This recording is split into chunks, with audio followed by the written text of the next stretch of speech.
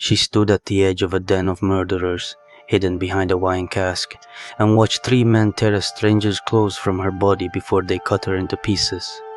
In her lap, still warm, a finger fell, with a gold ring still on it. She kept it. She would need it. This is what the Brothers Grimm published in 1812. This is grim and true. A miller had a daughter of marrying age, and a suitor came calling who seemed wealthy and well-spoken. The miller was pleased. He promised his daughters to the man before she had said a single word in favor of the match. From the first meeting, she felt something was wrong. Whenever she looked at him, her heart turned cold with a dread she could not name and could not explain to her father. The suitor said he lived deep in the forest, and he invited her to visit his house so she might see the life waiting for her. She did not want to go. She had no way to refuse. He told her that if she came, he would scatter ashes along the path so she would not lose her way home. On the appointed day, she set out alone into the trees.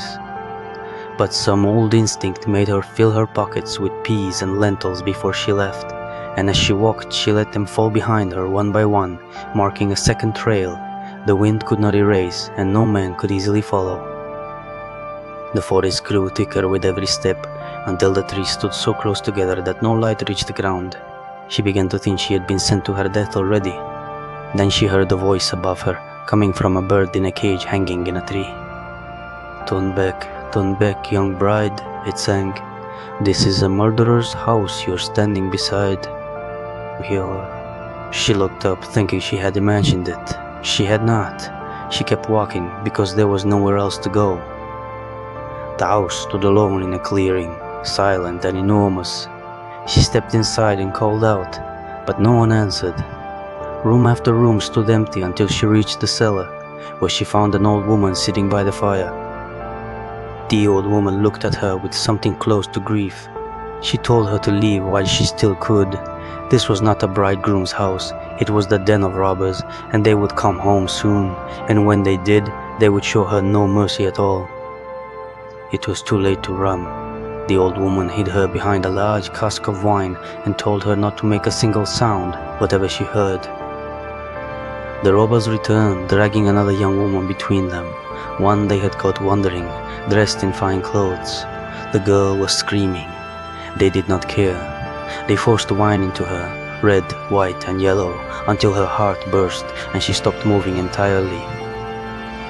Then they cut her open with knives and laid her body on a table and salted her flesh the way a butcher prepares meat for winter.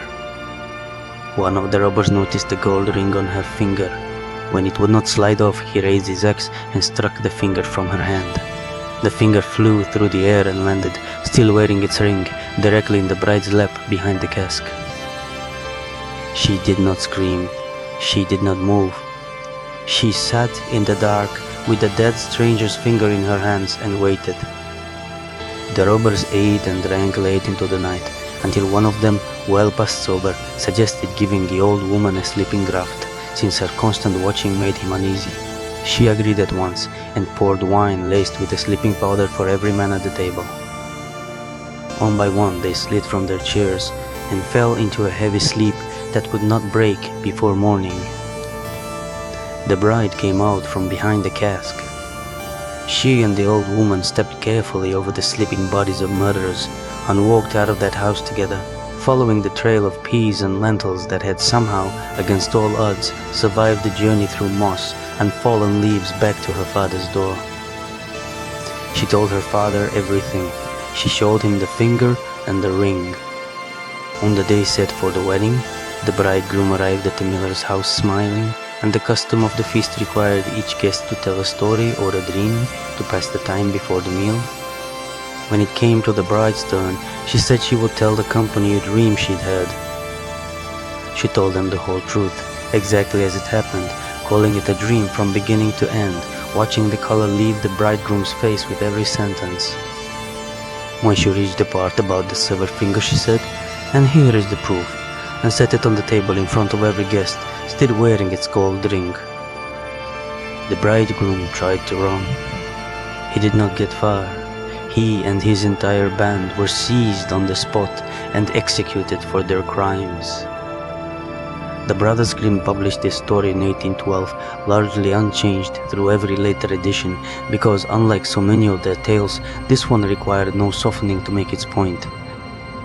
The woman's instinct, dismissed by her own father, was the only thing standing between her and the butcher's table. The story never apologizes for that. It simply proves her right. This is Grim and True. If you want more of the real stories, subscribe. Next week, the Juniper Tree, and the Grimm story so dark some collections still refuse to print it in full. Until then, stay in the dark.